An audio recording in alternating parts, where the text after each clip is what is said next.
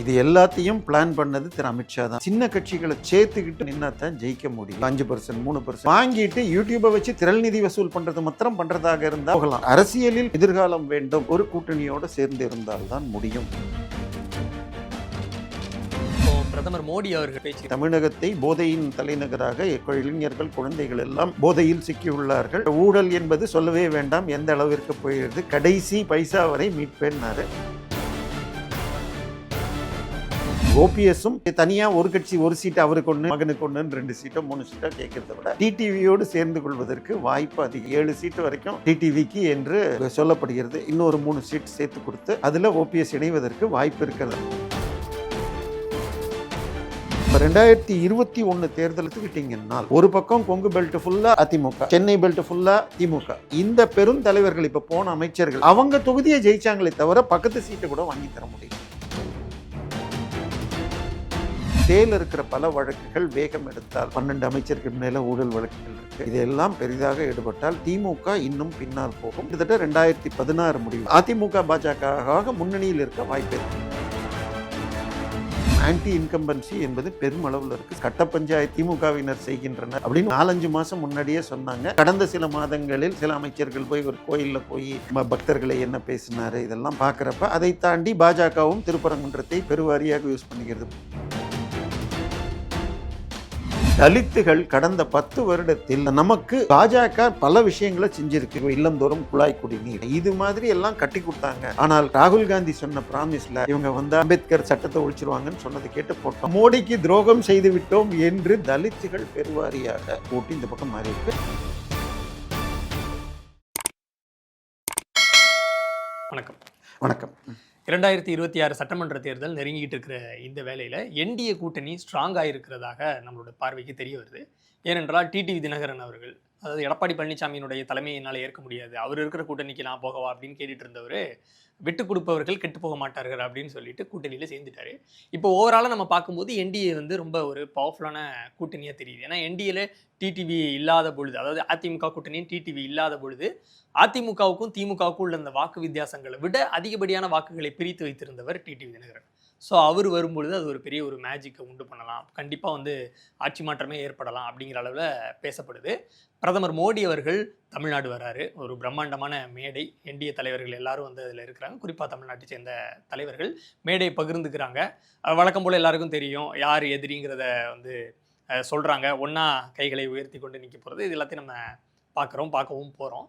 So மோடியினுடைய வருகை, என்டிஏல இருக்கக்கூடிய கட்சி தொண்டர்களுடைய உற்சாகம் இப்போ என்ன வருது அப்படின்னா, இப்போ தான் என்டிஏ ஒரு ஸ்ட்ராங்கான அப்போசிஷனாக டிஎம்கே கூட்டணிக்கு தெரியுது. ஸோ என்னதான் இந்த பக்கம் என்டிஏ கொஞ்சம் ஸ்ட்ராங்காக இல்லைன்னு நம்ம பேசிகிட்டு இருந்தாலும் இப்போ டிடிவி வந்தோடனே ஒரு ஆட் ஆன் தெரியுது. ஸோ இந்த 2026 தேர்தல் எப்படி இருக்கும்? இல்லை, இது எல்லாத்தையும் பிளான் பண்ணது திரு அமித்ஷா தான். ஏன்னா எதிரெதிர் கூட்டணிகளாக ஃபேஸ் பண்ணிட்டு திருப்பி சேர்ந்தால் ஜெல் ஆகாது அப்படிங்கிற அந்த வார்த்தையை நோக்கி அதுக்கு தான் 6-7 மாதம் முன்னாடியே சேர்ந்துட்டு அதை தவிர மற்ற கட்சி இது சேர்க்கணும்னு பார்த்தாங்க. இதன் பிறகு நடுவில் நடந்த பீகார் தேர்தல்கள், மகாராஷ்டிரா தேர்தல்கள், இந்த முடிவுகள் மிக தெளிவாக சின்ன கட்சிகளை சேர்த்துக்கிட்டு ஒழுங்காக நின்னா தான் ஜெயிக்க முடியும், நம்ம பலம் மட்டும் போதாது என்பது நிரூபிக்கப்பட்டிருக்கிறது. ஸோ அதை காட்டி நீ தனியாக நின்று என்ன வாங்கிட போகிற?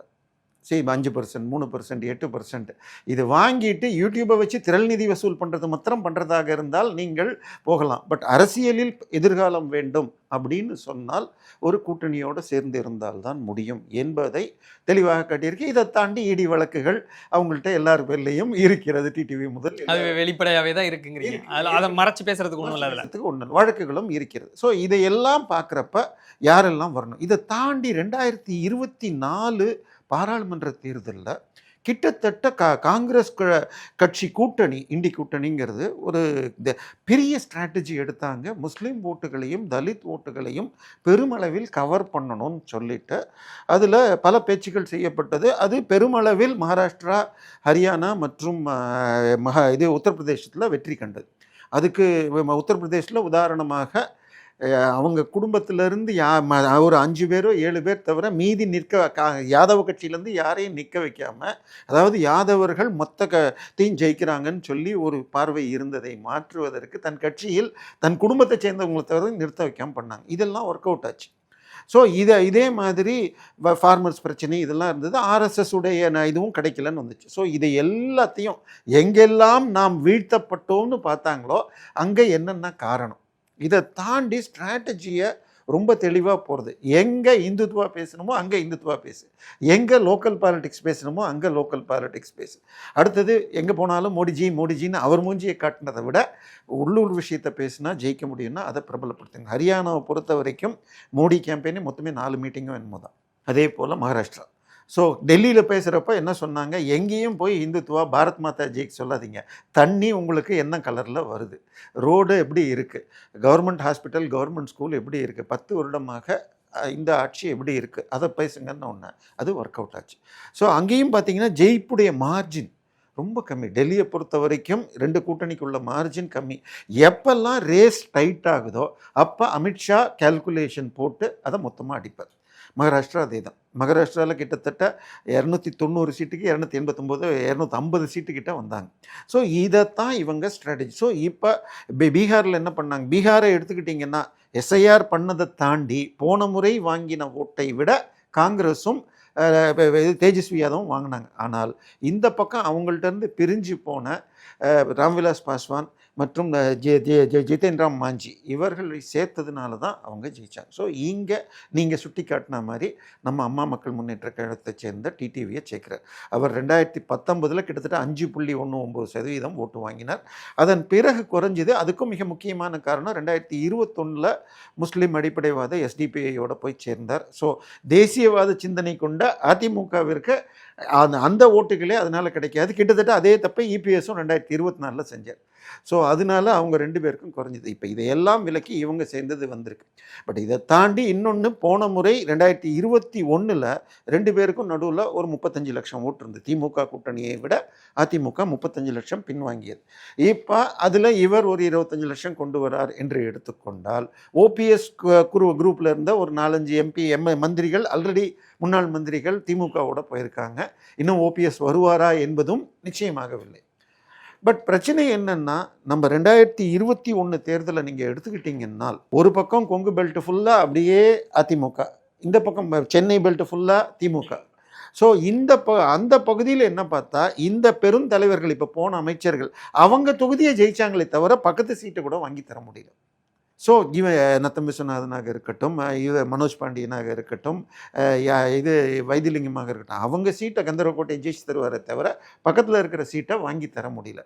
அவங்க அதை ஜெயிக்கிறதுக்கு என்ன காரணம்னு சொன்னால், புரட்சி தலைவர் மற்றும் இரட்டை இளைஞர் தான். இன்றைக்கி குன்னம் விஸ்வநாதம் இவர் நானும் திமுகவுக்கு போகிறேன்னு சொல்லிட்டு ஒரு வீடியோ போட்டார். என்னுடைய மகளே என்னை கேள்வி கேட்டார், நான் அரசியலை விட்டே ஒதுங்குறேன். ஏன்னா அவங்க வாழ்நாள் முழுக்க அதை கேட்டுட்டு இப்போ மாற்றி கேட்கிறதே ஒரு பெரிய சிக்கல் இருக்கு. ஸோ அதனால ஓபிஎஸும் பெரும் வாய்ப்புகள் இந்த பக்கம் வரத்துக்குத்தான் இருக்கிறது. அவருடைய சிக்கல் தனி கட்சி ஆரம்பிக்கிறதா இல்லை பேசாமல் அமமுகலையே லிஸ்ட்டில் சேர்ந்துக்கிறதா அப்படிங்கிற ஒரு நிலைமையை நோக்கி அவர் இருக்கிறார். அவரும் டிசிஷன் எடுக்கக்கூடாது. இதை தாண்டி பீகார்லேயோ மகாராஷ்டிராலேயோ ஏன் ஜெயிச்சாங்கன்னு செய்யப்பட்ட அனாலிசிஸில் தலித்துகள் கடந்த 10 வருடத்தில் நமக்கு பாஜக பல விஷயங்களை செஞ்சுருக்கு. கர் கர்கா பானி, வீட்டுக்கு இல்லந்தோறும் குழாய் குடிநீர், வீடு பிரதம மந்திரி ஆவாஸ் யோஜனா, இது மாதிரி எல்லாம் கட்டி கொடுத்தாங்க. ஆனால் ராகுல் காந்தி சொன்ன ப்ராமிஸில் அந்த ஒரு ரெட் புக்கை எடுத்துக்கிட்டு இவங்க வந்தால் இதையே ரிசர்வேஷன் ஒழிச்சிருவாங்க, சட்டத்தை அம்பேத்கர் சட்டத்தை ஒழிச்சிருவாங்கன்னு சொன்னதை கேட்டு போட்டோம். நாம் மோடிக்கு துரோகம் செய்து விட்டோம் என்று தலித்துகள் பெருவாரியாக ஓட்டு இந்த பக்கம் மாறி இருக்கு. அதை நோக்கி தமிழ்நாட்டிலையும் பார்த்தீங்கன்னா நம்ம பார்க்குற டிடிவி, இதை தாண்டி தனியரசு, இன்னைக்கு இவரும் பூவை ஜெகன்மூர்த்தி இவங்களும் வந்திருக்காங்க. அங்கே நடந்த கன்சாலிடேஷன் மாதிரி இங்கே இந்த தலைவர்களை வைத்து தலித் வாக்குகளை என்டிஏ பக்கம் இழுப்பதற்கான அந்த அதே மாதிரி இவர் ஜான் பாண்டியனும் வந்துட்டாரு, டாக்டர் கிருஷ்ணசாமியும் வந்துடக்கூடும். ஸோ இதுவும் நடக்க பெரும் வாய்ப்பு. இப்போ ஓபிஎஸ் தான் சார் என்ன முடிவு எடுக்க போறாரு அப்படின்னு நிறைய விஷயங்கள் பேசப்பட்டு வருது. ஓபிஎஸ் ஏன் இவ்வளோ தாமதப்படுத்துறாரு? டிடிவிக்கு முன்னாடி அவர் ஒரு அணியாக தான் இருக்கிறாரு. இப்போ டிடிவியாவது அவருக்குன்னு ரெஜிஸ்டர்டாக ஒரு கட்சி இருக்குது, ஒரு கட்சி தலைவராக அவர் இருக்கிறாரு. ஆனால் ஒரு அணி தான் வச்சிருக்கிறாரு ஓபிஎஸ். அவர் உடனடியாக என்டிஏவில் இணைவதில் என்ன பிரச்சனை அப்படின்னு இல்லை, அவர் கட்சி அவரை பொறுத்த வரைக்கும் நான் தான் ஒரிஜினல் அதிமுக, நான் மீட்கணும் அப்படின்ற ஒரு கொள்கையை வச்சுட்டு கட்சியே ஆரம்பிக்கல. இப்போ புதுசாக கட்சி வாங்கி சீட்டு கேட்கலான்னு சொன்னால் அவரிடம் இருந்த எம்எல்ஏ எல்லாம் முன்னாள் மந்திரிகள் எம்எல்ஏக்கள்லாம் இங்கே போயாச்சு. ஸோ இப்போ அவர் தனியாக ஒரு கட்சி ஒரு சீட்டு அவருக்கு ஒன்று இல்லை மகனுக்கு ஒன்றுன்னு 2 சீட்டோ 3 சீட்டோ கேட்குறத விட டிடிவியோடு சேர்ந்து கொள்வதற்கு வாய்ப்பு அதிகம் தான் வருது. இப்போ 7 சீட்டு வரைக்கும் டிடிவிக்கு என்று சொல்லப்படுகிறது. இன்னொரு 3 சீட் சேர்த்து கொடுத்து அதில் ஓபிஎஸ் இணைவதற்கு வாய்ப்பு இருக்கிறதாக சொல்லப்படுகிறது. அப்படி இருக்கும் பட்சத்தில் இப்போ 2 கூட்டணியுமே வந்து ரொம்ப ஸ்ட்ராங்காக தானே தெரியுது. இப்போ இந்த பக்கமும் ஒரு பெரிய கட்சியாக திமுக இருக்குது, அதுக்கு ஆப்போசிட்டாக அதிமுக இருக்குது. இந்த பக்கம் தலித் வாக்குகளை கவர்றதுக்கு ஒரு கட்சி இருக்குன்னா அந்த பக்கமும் இருக்குது, ஓபிசி வாக்குகளுக்கு ஒரு கட்சி இருக்குது. குறிப்பிட்ட ஓபிசி சமூகத்தில் குறிப்பிட்ட இந்த ஜாதிக்கான தலைவர்கள் இங்கே இருக்கிறாங்க அங்கே இருக்காங்க அப்படின்னு கிட்டத்தட்ட நெக் டு நெக்காக இருக்கு இல்லைங்களா? ஸோ ரிசல்ட்ஸ் எந்த மாதிரி வரும்னு நினைக்கிறீங்க? இல்லை, எது இருந்தாலும் ஆன்டி இன்கம்பன்சி என்பது பெருமளவில் இருக்குது. சத்தியம் டிவி எடுத்தப்பவே கட்ட பஞ்சாயத்து திமுகவினர் செய்கின்றனர் என்பது அப்படின்னு ஒரு 4-5 மாதம் முன்னாடியே சொன்னாங்க. அதன் பிறகு கடந்த சில மாதங்களில் சில அமைச்சர்கள் போய் ஒரு கோயிலில் போய் பக்தர்களை என்ன பேசினார் இதெல்லாம் பார்க்குறப்ப அதை தாண்டி பாஜகவும் திருப்பரங்குன்றத்தை பெருவாரியாக யூஸ் பண்ணிக்கிறது. புதிய தலைவர் வந்த உடனேயே இதாச்சு. நேற்றைய தீர்ப்பு முந்தானேற்று தீர்ப்பு மிக உச்சக்கட்ட தீர்ப்பு. அதாவது பாஜகவுடைய ஐடி விங் தலைவர் மீது இவங்க எஃப்ஐஆர் போட்டிருந்தாங்க. அதாவது உதயநிதி பேசியதை திரித்து அவர் பேசினார்னு போட்டப்பையோ உதயநிதி பேசினது தான்யா வெறுப்பு பேச்சு, அவர் சொன்னதை தான் அவர் எடுத்து சொல்லியிருக்காரு, அவர் பேரில் போட்டிருக்கீங்க. இது உதயநிதி பேச்சு மட்டும் இல்லை, திமுகவுடைய அடிப்படை அவர்களுடைய தொடக்க காலத்திலிருந்து எதிர்த்து பேசுகிறார்கள், போலீஸ் தப்பாக செய்கிறதுன்னு சொல்லியிருக்கு. இந்த தீர்ப்பை சரியாக அனலைஸ் பண்ணி மேலொரு வழக்கு போட்டால் உதயநிதி பேரில், பொன்முடி பேரில், இன்னும் பல பேர் பேரில் எஃப்ஐஆர்கள் போடாமல் இருக்கிறதெல்லாம் வந்து நின்னால் மிகப்பெரிய சிக்கல் வரக்கூடும். ஸோ இது வந்து பெருமளவில் மதவாதம்னு கொண்டு போகக்கூடுங்கிறதுனால மெதுவாக போகலாம். பட் நிச்சயமாக இது பிரதிபலிக்கும். இப்போ பிரதமர் மோடி அவர்கள் இன்னைக்கு இந்த என்டிஏ கூட்டத்தில் தலைவர்கள் மத்தியில், என்டிஏல இருக்கக்கூடிய தமிழகத்தினுடைய முக்கிய தலைவர்கள் மத்தியில் என்ன பேச போகிறாருங்கிறது ஒரு எதிர்பார்ப்பாக இருக்குது. நீங்கள் என்ன நினைக்கிறீங்க என்ன பேசுவார்? வழக்கம் போல் வந்து ஒரு மக்களுக்கான அணி அமைச்சிருக்கிறோம், தீய சக்தி திமுக அதை வீழ்த்தணும், அந்த மாதிரியான பேச்சு இருக்குன்னு எதிர்பார்க்குறேன். இல்லை, கண்டிப்பாக இருக்கும். போன தடவை மெட்ராஸில் ரோட் ஷோ பண்ணப்பயே தமிழகத்தை போதையின் தலைநகராக இளைஞர்கள் குழந்தைகள் எல்லாம் போதையில் சிக்கியுள்ளார்கள். ஊழல் என்பது சொல்லவே வேண்டாம், எந்த அளவிற்கு போயிடுது, கடைசி பைசா வரை மீட்பேன்னாரு. பட் அது வழக்குகளில் சிக்கிக்கிட்டு இருக்குது. பட் கடந்த முந்தானேத்துக்கு தான் நீங்கள் பார்த்துருப்பீங்க, கேஎன்ஆர் பேரில் ஒரு 366 கோடிக்கு வந்திருக்கு. ஏற்கனவே 2 டிஜி 2 லெட்டர் வேறு இதில் முதல்ல இது இன்ஜினியர்ஸ் அப்பாயின்மெண்ட்டில் உங்களுக்கு 25 35 லட்ச ரூபா வாங்கி கொடுத்ததில் அவருடைய கேஸ் இன்னும் எஃப்ஐஆர் போடல. அதன் பிறகு 1080 கோடிக்கு இது கான்ட்ராக்டர்ஸ் கிட்ட லஞ்சம் வாங்கினது. நேற்றைக்கு டிபார்ட்மெண்ட் டிரான்ஸ்ஃபர்லன்னு வந்திருக்கு. ஸோ இது எல்லாமே அடுத்த 2-3 நாளில் வழக்காக, ஏற்கனவே மற்ற 2 வழக்கில் இருக்குது. அதே போல் மணல் கடத்தலில் வழக்கு டிஜிபி ஏன் போடலைன்னு ஹைகோர்ட் கேட்டுட்ருக்கு. ஸோ இப்பொழுது ஹைகோர்ட்டும் சரி நீதிபதிகள் சுதந்திரமானவர்கள் என்று சொன்னாலும் அவர்கள் ரிட்டையர் ஆனதுக்கு பிறகு பல பதவிகள் கொடுப்பார்கள். அதாவது கமிஷன் தலைவர் இந்த மாதிரிலாம் இருக்குது. ஸோ மாநில ஆளுங்கட்சியை பெருவாரியாக எடுத்துக்கொள்ள விரும்ப மாட்டார்கள். ஸோ இப்போ இனிமேல் இவர்கள் வரும் வாய்ப்பு இல்லைங்கிறப்ப பல தீர்ப்புகள் வரலாம். ஸோ அதனால் இப்பொழுது இது ஸ்டேயில் இருக்கிற பல வழக்குகள் வேகம் எடுத்தால் கிட்டத்தட்ட 12 அமைச்சர்கள் மேலே ஊழல் வழக்குகள் இருக்குது. இதெல்லாம் பெரிதாக ஈடுபட்டால் திமுக இன்னும் பின்னால் போகும், அதிமுக முன்னால் வரும். என்னை பொறுத்தவரை இந்த நிலைமை போச்சுன்னா அதாவது கிட்டத்தட்ட 2016 முடிவு, ஒரு கூட்டணி 140 150, ஒரு கூட்டணி 85லேருந்து 90. அது அதிமுக பாஜக முன்னணியில் இருக்க வாய்ப்பு, ஆன்டி இன்கம்பன்சியில் இருக்க வாய்ப்பு இருக்குது. விஜய் தனியாக நின்னால் அவர் எதுவும் பெரிய அளவில் இருக்காது. மீறி போனால் விஜயகாந்த் முதல் முறை ஜெயிச்சது மாதிரி அவருடைய ஒரு சீட்டை ஜெயிக்கலாம். இப்போ நீங்கள் சொல்கிற நம்பர்ஸ் பற்றி பார்க்கும்பொழுது அதிமுக கொஞ்சம் முந்துறாங்க. அப்படி இருக்கும்போது 2016 தேர்தல் முடிவுகளை ஒப்பிட்டா 146 அந்த எண்ணிக்கை வந்து அதிமுக கூட்டணிக்கு வரும். அதிமுக தனிப்பெரும்பான்மையில் ஆட்சி அமைக்கிறதுக்கான நம்பர்ஸாக அது இருக்குமா? இல்லை, அது எப்படி பிரிக்க போகிறாங்கன்னு இப்போ பொறுத்து இருக்குது. பாஜக தெளிவாக 40க்கு கீழே போகிறதில்ல. விஜய் உள்ளே வந்தாலே ஒழிய 40லேருந்து 45 என்டிஏக்குள்ளே அவங்க வேறு ஏதாவது பெரிய கட்சிகள் வந்தாலே ஒழிய 40லேருந்து 45, அதில் 20லேருந்து 25 எம்எல்ஏக்கள் அவங்க ஸ்ட்ராங்காக இருக்கிற விஜய் மாதிரியான ஒரு பெரிய கட்சி என்டிஏக்குள்ளே வந்தாலுமே பாஜகவுக்கு 40 சீட்டு இல்லை, விஜய் வந்தால் 41 சீட்டு விஜய்க்கு என்பதாக பேசப்பட்டிருக்கு. 40 தான் வந்து கூட்டணி கட்சிகளில் அதிகமாக கொடுக்கப்படுற நம்பராக இருக்கும். 40லேருந்து 45. அதுதான் அதிகம். ஆமாம், அது மேபி ஓபிஎஸ் தான் அவங்களோட சேர்த்துக்கிறதா இருந்தால் அது இன்னும் கொஞ்சம் ஜாஸ்தியாகலாம். ஸோ 40லேருந்து 45 குறையாமல் பிஜேபி பேசியிருக்கு. அதில் 20லேருந்து 25 சீட்டு நிச்சயமாக அவர்களுக்கு வெற்றி வாய்ப்புள்ள தொகுதிகள். சும்மா ஒன்று ஏவல் ஏற்றுக்கிட்டு இதுக்கு காந்தி ஏற்றி போன தடவை அந்த மாதிரிலாம் சீட்டு கொடுத்தாங்க. ஐ மீன், ஸோ அந்த மாதிரி எல்லாம் கொடுக்காமல் இவர்களுக்கு வாய்ப்புள்ள கோயம்புத்தூர், கன்னியாகுமரி, திருநெல்வேலி, இது எங்கெங்கெல்லாம் வாய்ப்பு இருக்கோ அந்த மாதிரி. ஏன்னா இங்கே ஜெயக்குமார் வந்து அவருடைய மகனே 3வது இடத்துக்கு தான் போனார், டெபாசிட்டும் இழந்தார் ஜெயவர்தன். அதே மாதிரி உங்களுக்கு இதில் கடைசி நிமிஷத்தில் சரவணன் சேர்ந்து கூட மதுரையில் 2ஆம் இடத்திற்கு பேராசிரியர் தான் வந்தார். ஸோ அந்த மாதிரி எங்கெங்கே யாருக்கு பலம் இருக்கோ அந்த சீட்டை கொடுக்கணும், சும்மாவானு சொல்லாமல். ஸோ சீட்டை குறைச்சிக்கிட்டாலும் 20 எம்எல்ஏக்கு குறையக்கூடாதுன்னு பிஜேபி பார்க்க. ஸோ இப்போ நம்ம 140ன்னு எடுத்துக்கிட்டால் பிஜேபி 15லேருந்து 20ன்னு எடுத்துட்டா கிட்டத்தட்ட பாமக 19 சீட் என்னமோ பேச்சுகள் வருது. அவங்க ஒரு 10ன்னா அதிமுக கிட்டத்தட்ட 105லேருந்து 110 நிற்கும். ஸோ கூட்டணி தான் வரதுக்கு வாய்ப்பு இருக்குது. தனிப்பெரும்பான்மையா அதிமுக வரதுக்கான வாய்ப்புகள். ஏன்னா 2016ல் அவங்க 234 ரெட்டையில நின்று.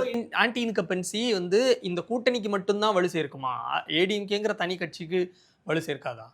இல்லை, அதாவது ஏடிஎம்கே உடைய பலமே 2 தான். ஒன்று ரெட்டையில், இன்னொன்று கேரிஸ்மா ஆஃப் தி லீடர் எம்ஜிஆர். அது எடப்பாடி கிட்ட லேகிங்காக இருக்குது. ஸோ யார் எங்கே நிற்கிறாங்க அதுதான் முக்கியம். இது வந்து மகாராஷ்டிரா தேர்தலில் திரு ஜேவிசி ஸ்ரீராம் அவர்கள் ரொம்ப தெளிவாக சொன்னார். இலை நிற்க, அதாவது அங்கே பூ நிற்க வேண்டிய இடத்துல பூ வந்து அஜித் பவாருடைய கட்சி, பூ நிற்க வேண்டிய இடத்துல பூ நிற்கணும், வில்லு நிற்க வேண்டிய இடத்துல வில்லு நிற்கணும், சேனா நிற்கணும், இது தாமரை நிற்க வேண்டிய இடத்துல இதை கூட்டணிக்காக ஜாஸ்தி கம்மி இதை அவர்கள் ஃபாலோ பண்ணாங்க. வேற அந்த சைடில் நான் 3 பேரும் 95ல் நிற்போம் அப்படின்னு சொல்லிட்டு காங்கிரஸ் குறைஞ்சபட்சம் 130-140 சீட்டில் ஜெயிச்சு தான் அவங்க ஜெயிச்சிருப்பாங்க. ஈவன் இப்போ ரீசெண்ட் பாம்பே எலெக்ஷனில் பார்த்தீங்கன்னு சொன்னால் பாஜக ஸ்ட்ரைக் ரேட் 65%, ஷிண்டேவுடைய ஸ்ட்ரைக் ரேட் 30%. ஸோ ஷிண்டே கட்சிக்கு குறைச்சிருந்தால் பாஜக பாம்பேயில் இன்னும் கொஞ்சம் அதிகமாக ஜெயிச்சிருக்கலாம் என்பது. ஸோ இந்த புரிதலை வைத்து கொண்டு நாங்கள் அதிக சீட்டில் நிற்கிறோங்கிறத கூட்டணி பலத்தில் பிரித்து கொடுத்தா. ஏன்னா உங்களுக்கு இதை திருப்பி சொல்லணும்னு சொன்னால் இது 2001ல் ஜெயலலிதா 136ல் நின்று 130 ஜெயித்தாங்க. இது திரு கருணாநிதி அவர்கள் 2006ல் 127ல் நின்று 96 ஜெயிச்சார். இவங்க 180க்கு போயிட்டு வெறும் 61 தான் ஜெயிச்சாங்க. ஸோ எத்தனை சீட்டில் நிற்கிறதுங்கிறது இல்லை அணி. பட் இப்போ 180லேருந்து கொஞ்சம் குறைக்கிறாங்கன்னாலும் என்னதான் இருந்தாலும் அந்த பெரிய கட்சி வந்து தான் தனிப்பெரும்பான்மையோட ஆட்சி அமைவதற்கு என்ன பண்ணணுமோ அதுக்கேற்ற மாதிரி சீட்ஸ் தானே கொஞ்சம் முன்ன பின்ன வைப்பாங்க தானே. 140லேருந்து 150க்குள்ளே நிற்கிறாங்க. லாஸ்ட் டைம் 180லேருந்து இந்த தடவை 140 to 150 தான் வந்து நிற்கும். அப்படி வர்றப்ப எவ்வளவு சீட் நீங்கள் ஜெயிக்கிறீங்க அப்படிங்கிறதான் இருக்குது. ஏன்னா நீங்கள் சொல்கிற அந்த 2010 நம்ம பார்க்குற 2016ல் வச்சா 234 தொகுதியிலும் இலை நின்று 136 ஜெயிச்சாங்க. ஸோ இந்த முறை 160ன்னே வச்சுக்கோங்க, அதிகபட்சம் 150லேருந்து 160 வச்சா கூட ஒரு 30 சீட்டுலேருந்து 40 குறைஞ்சதுன்னா இந்த பக்கம் தான். அதனால் வாய்ப்புகள் இந்த முறை கூட்டணி, அதாவது மக்கள் தேர்வாக இருக்கும். ஏன்னா திமுக கூட்டணியாக இருந்தாலும் சரி, அதிமுக கூட்டணியாக இருந்தால் அவங்களுக்கு எல்லாருடைய ஓட்டம் வருது. ஆனால் அமைச்சரவை பிரிப்பில் மாத்திரம் கிடையாது. ஒன்று திமுக இந்த முறை வந்த உடனே அவர்களுக்கு மாதப்படி போகிற மாதிரி பார்த்துக்கிட்டாங்க, கான்ட்ராக்டுகள் மற்றும் சில விஷயங்களில் பார்த்துக்கிட்டாங்க. ஸோ பட் அது மட்டும் பத்தாது அப்படிங்கிறப்ப இப்போ அமைச்சரவையில் பங்கு என்பது பெரிதாக இருக்கிறது. அமைச்சரவையில் பங்குன்னா ஆனால் இந்த 2 கட்சிகளுமே அதை சொல்லலை, அதிமுகவும் சொல்லலை திமுகவும் சொல்லலை சார். அது வந்து அவங்களுக்கு ஒரு ப்ரெஸ்டீஜ் இஷ்யூ மாதிரி எடுத்துக்கிறாங்க. பட் வெளியில் சொல்ல வேண்டாம், நாங்கள் ஏற்றுக்கிறோம். ஏன்னா ஆந்திராவை நீங்கள் பக்கத்தில் இருக்கிற ஆந்திராவில் இவருக்கு சந்திரபாபு நாயுடுக்கு முழு மெஜாரிட்டி இருக்கிறது, ஆனாலும் கூட்டணியை சேர்த்துட்ருக்காரு. மோடிக்கு 2014லேயும் 19லேயும் முழு மெஜாரிட்டி இருந்தப்பையும் கூட்டணி வச்சுக்கிட்டார். ஸோ அதை பின்பற்றலாம், ஆனால் வெளியில் சொல்ல வேணாம். எங்கே சொல்ல வேண்டாம், இல்லை அது அக்ரீடு. பட் தொண்டர்களுக்கு உற்சாகம் இன்னும் கொஞ்சம் நம்ம வரணும், ஜெயிக்கணும் நம்ம தொகுதியில் அப்படிங்கிற ஒரு இதுக்காக அதை நாங்கள் பேசலை, நீங்கள் சொல்லிக்கங்க மாதிரி இது இந்த என்டிஏ பொறுத்த வரைக்கும் ஓடிட்டு இருக்கு. ஓகே, நன்றி.